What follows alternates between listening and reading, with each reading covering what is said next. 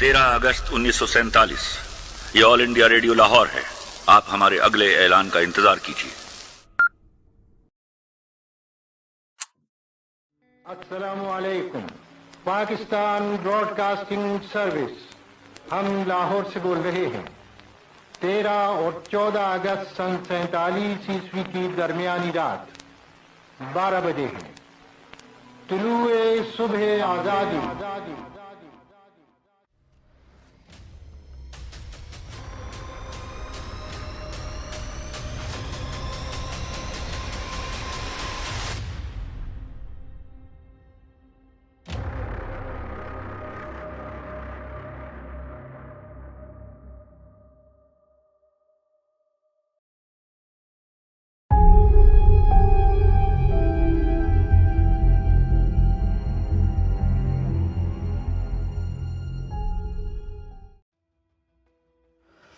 Now, before jumping to the topic, we'll dive into the events that caused the subcontinent to break apart.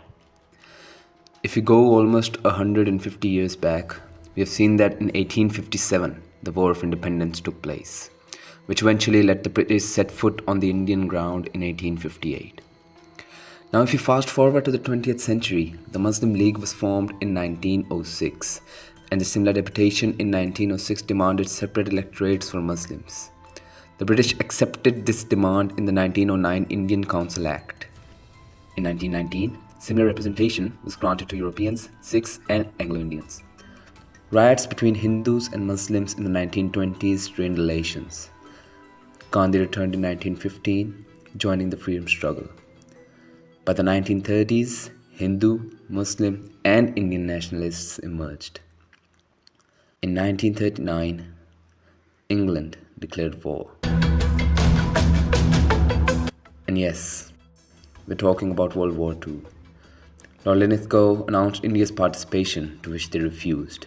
Congress opposed and laid down a condition called August Offer. 8th August 1942. Gandhi launched Quit India movement, which eventually put the fire of partition into the Indian minds. In 1945, Clement Attlee sent the Cabinet Mission Plan to oppose the partition. In the 1946 general elections, the Muslim League won the majority seats. The March 1947 Third June Plan preceded the partition of the subcontinent on August 14, 1947.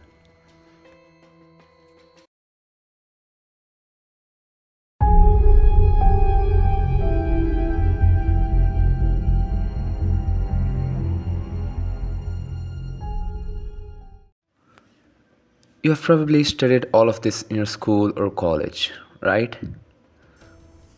Well, now comes the good part. Now think of the scenarios that can be created in order to prevent the partition. Maybe the death of Jinnah? Okay, that's a bit extreme, but we'll jump into it. So the first assumption that can be created is the boycotting of separate electorates. Now, before jumping onto this one, let's briefly check what separate electorates actually are. Well, according to Wikipedia, the voting population of a country or region is divided into different electorates based on certain factors such as religion, caste, gender, and occupation. Here, members of each electorate vote only for elected representatives for their electorate, meaning that Muslims will vote for Muslims and Hindus will vote for Hindus. Now, this privilege was given to the Muslims by Lord Minto in the 1906 Simla deputation. If this privilege was not given to the Muslims, things could have gone the other way, right? Yes, riots could have taken place, the public could have been chaotic. But if all the people of India voted under the same roof, the partition could have easily been avoided, but with more violence and havoc.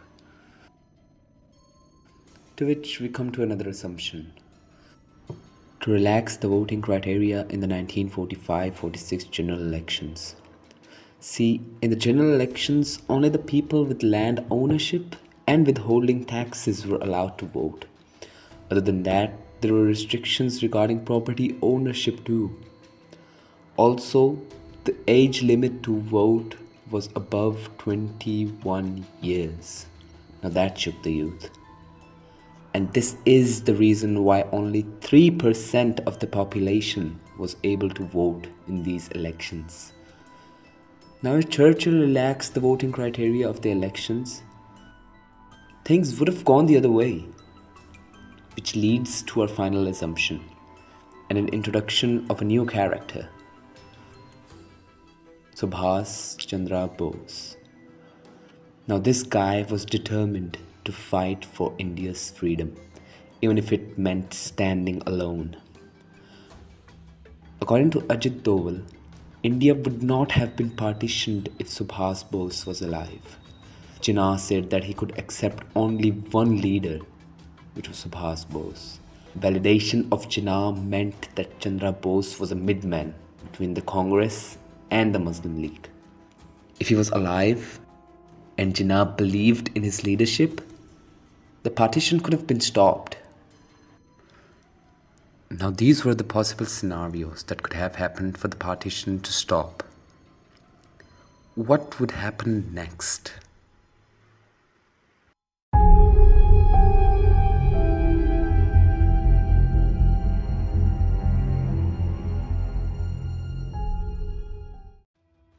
So Pakistan and India are now one. Now what? What could these two countries achieve while being together? Now to the fun side of it, imagine the combined power of Wasim Akram and Sachin Tendulkar on the same side. It would be a sight to watch, right? Virat versus Babar? More like Virat and Babar. And take a look at the melodious songs. Just imagine Arjit Singh and Atif Aslam singing together. Now that's one for the record books. Apart from these, the first thing that comes to mind are the casualties of the wars of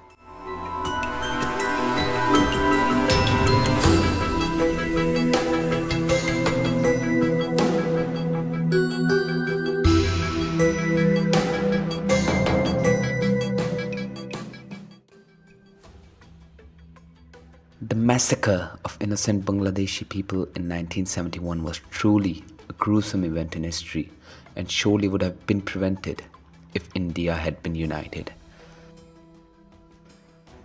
Now, the defense sector for both India and Pakistan is nearly an $80 billion market. Suppose to tackle China, you still keep $40 billion of defense spending. But now that Pakistan and India are one, they don't need to worry about each other. Imagine what we could do with $40 billion every year. Also, with a combined population of 1.7 billion plus people and an economy much more stable than it currently is, there's no doubt that a united India would be a prime contender for the next superpower. Also, if we talk about language, there would be a lot of language gap between the divisions. Hindi and Urdu are similar, but what about Bengali, Tamil, Marathi, Telugu and the others?